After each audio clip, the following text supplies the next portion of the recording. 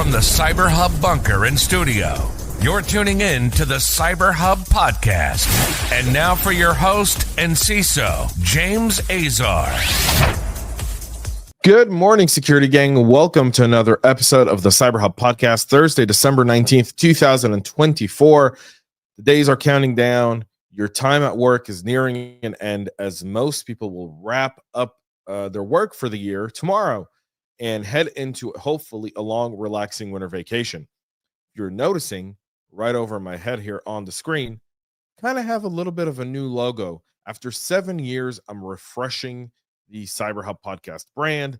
So you'll see a whole bunch of changes happening, including our brand new website, cyberhubpodcast.com, which is taking over our Substack.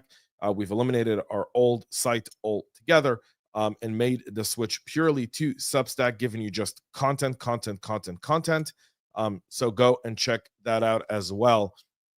That's going to be where all of our exclusive content is going to be. We're going to have special in 2025. There'll be a special supporter type writing and audio as well. So you'll be able to check it out there on our website now, cyberhubpodcast.com. Go check that out.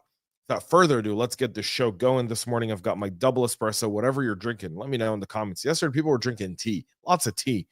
I didn't know tea was this popular. Like, I'm such a coffee drinker. Like, one of the guys I work with loves tea.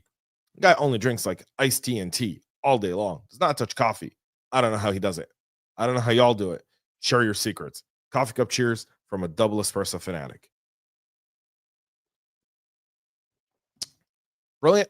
Let's start off with this news coming from CISA, where now they're encouraging government and political officials to switch to messaging apps like Signal that provide end-to-end encrypted messages after the telco breach that has happened by Salt Typhoon.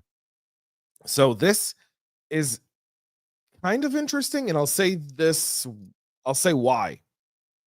Do you remember when governments decried Signal, decried encryption on messaging apps? I mean, WhatsApp, Signal.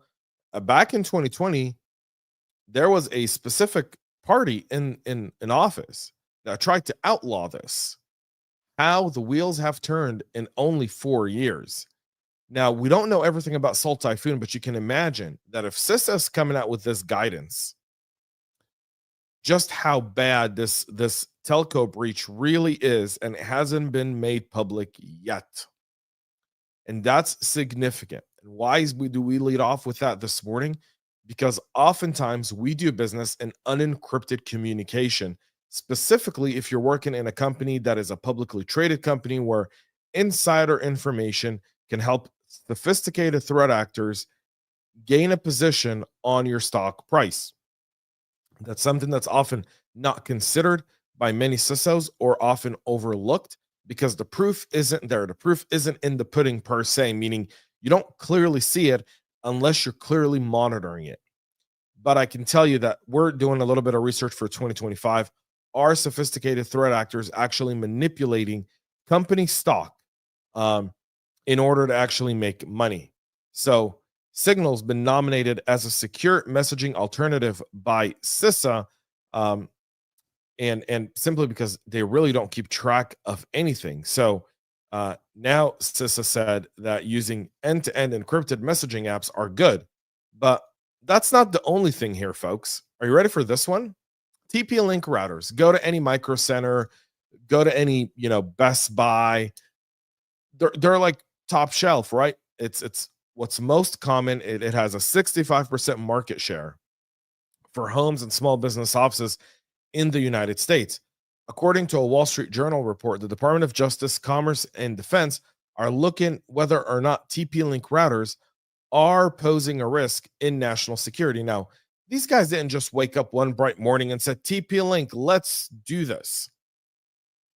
This is, I believe, and I don't have proof of this yet, but I'm just connecting the pieces. You remember my background, intelligence. So I'm connecting pieces of the puzzle. Well, here's the piece of the puzzle I'm connecting here. Telco breach. We know they got through Cisco routers, but I guarantee you there were other routers in play. And through the investigation, TP-Link, which produces all of its routers in China, likely writes some of their OS in China. and is now becoming a vector. And all of these Department of Justice, Commerce, and Defense are now looking at this going, we need to nip this in the butt this very, very moment. And that could be the case. A spokesperson for TP-Link's U.S. subsidiary said that they welcome any opportunity to engage with the U.S. government to demonstrate that our security practices are fully in line with industry security standards and to demonstrate our ongoing commitment to the U.S. market, U.S. consumers, and addressing U.S. national security risks. The investigation is coming after Microsoft revealed back in October that a botnet of hacked Soho routers tracked at Quad 7 and was operated by Chinese threat actors was mainly made from TP-Link devices, meaning they actually had a backdoor. And now, why do I say this? Because when you make a device in China, and let's say the device is really popular in China, Chinese cybersecurity laws state that the company must first report it to China before reporting it to anyone else. And they must give the Chinese anywhere from 30 to 45 days to actually look at it before they're given permission to share it. And if they're not given permission to share it, it could be 6 months to a year before the Chinese give them permission to share. And you can imagine that in that time period, the Chinese are developing exploits and actually leveraging those exploits for attacks before it's actually put out there. And the incoming Trump administration is taking a very hard line move on this. And it's the right move, right? It's the right move by the Trump administration. You've got to eliminate this type of manufacturing, and you've got to tariff them to hell so that these manufacturers these specific things that control the flow of information and commerce in the US are made in a friendly nation, whether it be the US or a friendly nation, one of those two. So now TP-Link on the verge of potentially facing a ban no different than TikTok. TikTok is now counting down the days before they're banned in the US. That's January 19th. They've appealed to the Supreme Court, but that ban is quickly approaching. But that's not the only thing happening with CISA. CISA also issued a new binding operational directive. This is 25-01. That's ordering federal civilian agencies to secure their cloud environments and abide by the Secure Cloud Business Application Secure Configuration Baseline issued. Agencies are also recommended to deploy CISA, develop automated configuration assessment tools to measure against those baselines, integrate with the agency's continuous monitoring infrastructure, and address any deviation from the secure configuration baselines. While the baselines are currently limited to Microsoft 365, Azure Active Directory, aka Entra ID, Defender, Exchange, Power Platform, SharePoint Online, OneDrive, and Teams, CISA says it may release additional Scuba secure configuration baselines for other cloud products that are being used within civilian agencies. This is given a note later than February 21st to identify all cloud tenants, including tenant names and system owning agencies. And then they have to deploy all Scuba assessment tools no later than April 25th of 2025 and implement all mandatory policies no later than June 20th of 2025. Again, stepping this up, and you're starting to see the trend. These are all pieces of the puzzle that come together. CISA extremely active this time of year. It's just kind of they're trying to get everything out before Jen Easterly retires and new leadership comes through in order to have these things in motion. And these are good things to have in motion for CISA and for critical infrastructure. Speaking of routers, SonicWall says that their network security device remain exposed with a critical security flaw, including 20,000 of them running outdated firmware that no longer receives vendor support. A Bishop Fox report uncovered over 25,000 SonicWall SSL VPN devices exposed to the internet that enable attackers to exploit known vulnerabilities, leading to unauthorized access and data breaches. Despite patches being available for some of these flaws, many organizations continue to run outdated firmware. And I'll tell you why. SonicWall typically isn't in a big org. It's typically in really, really small businesses who don't know that they need to update those. Bishop Fox examined more than 430,000 SonicWall devices globally and uncovered roughly 39% of the exposed devices are running on a Series 7 firewall. The study also found that over 20,000 of those devices are running firmware versions no longer supported by the vendor. So you can obviously see that there's an area of opportunity within small businesses. And again, this goes to MSPs and MSSPs that either manage those environments, or you within the supply chain. If you're running third-party risk management, this is one thing you could potentially leverage to help. And again, I believe that third-party risk management in large organizations where resources are available is designed to help those smaller vendors that support your business become more secure, not add to it, but assist them in doing so. And all they look for is that guidance. A phishing campaign that's targeting automotive, chemical, and industrial manufacturing companies in Germany and the UK is actually abusing HubSpot to steal Microsoft Azure account credentials. The threat actors use a HubSpot freeform builder links and a DocuSign mimicking PDFs, redirecting victims to a credential harvesting page. And again, they're going on the trust issue there, right? And this is why this network and perimeter security is so critical, because the eyes fool, but the traffic doesn't. And if you're monitoring that traffic with the site, you'll actually get an ability to actually block these types of attack. Palo Alto's Unit 42 team of researchers spotted this campaign back in June of 2024, which remained active at least until September, and it compromised approximately 20,000 Azure accounts. One telemetry indicated that the actor successfully targeted roughly 20,000 users across various EU companies. HubSpot being a CRM platform used for marketing automation, sales, customer service, analytics, and building websites and landing page. Their form builder, a free service. And again, that's something threat actors do very well. They'll find a legitimate business with a legitimate free product, and they'll leverage that free product in order to gain trust. As you see here, a phishing email sample, and you'll look at the HubSpot form, which takes them to a fake web page where people will enter their email address and password. They harvest those credentials. And from there, if you don't have MFA, the path is very, very short. If you've got MFA, they move to a second stage of the attack where they're trying to steal that MFA token one way or another. So something to keep in mind there.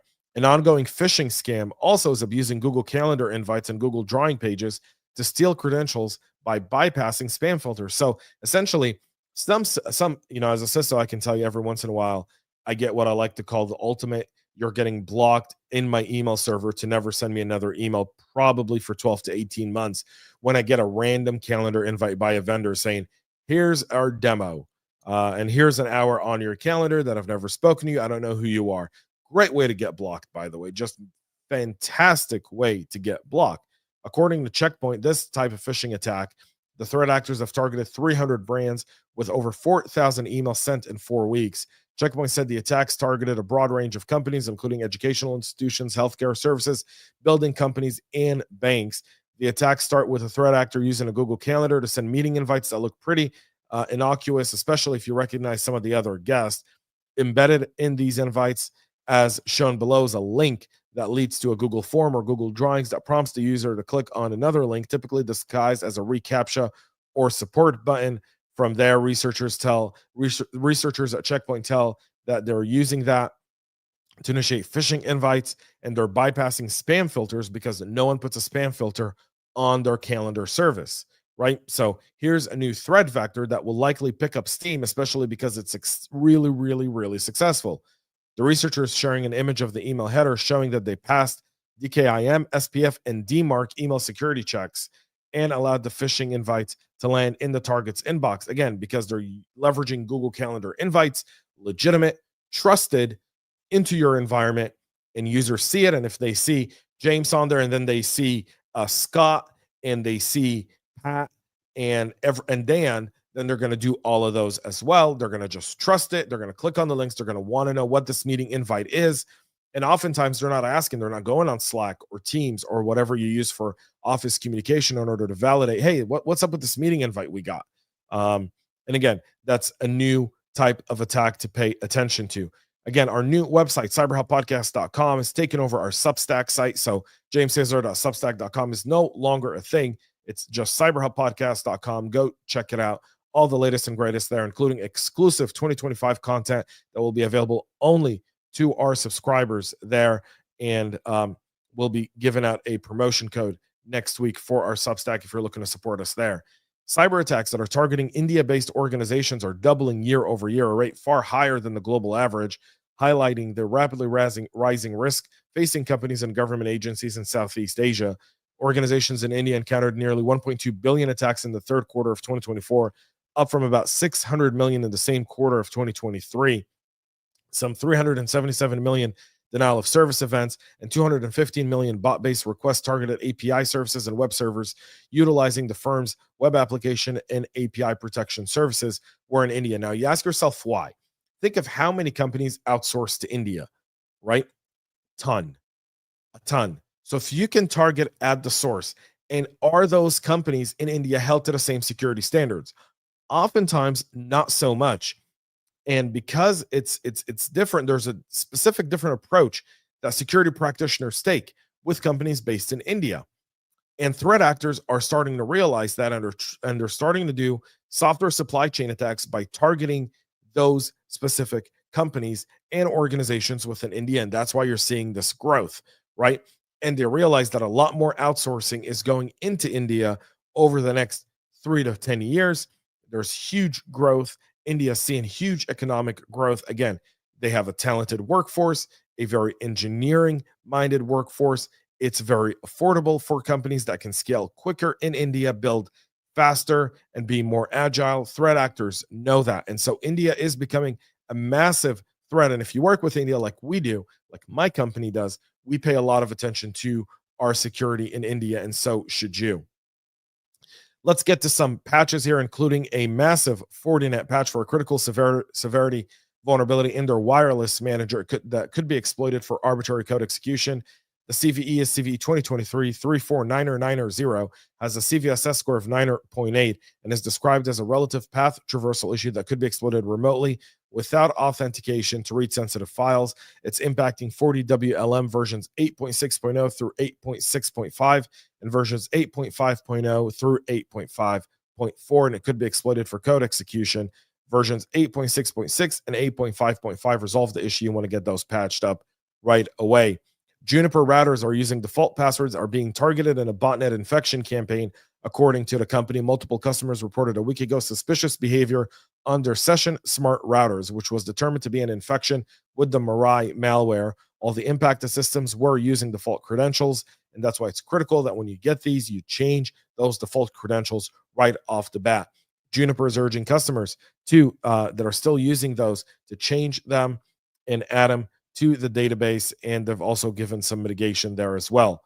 Chrome 131 has been released. It resolves 5 different vulnerabilities, including 4 high-severity memory safety bugs that were reported by external researchers. Google, for their end, paid $55,000 to the researchers who reported CVE 2024-126.9 or 2.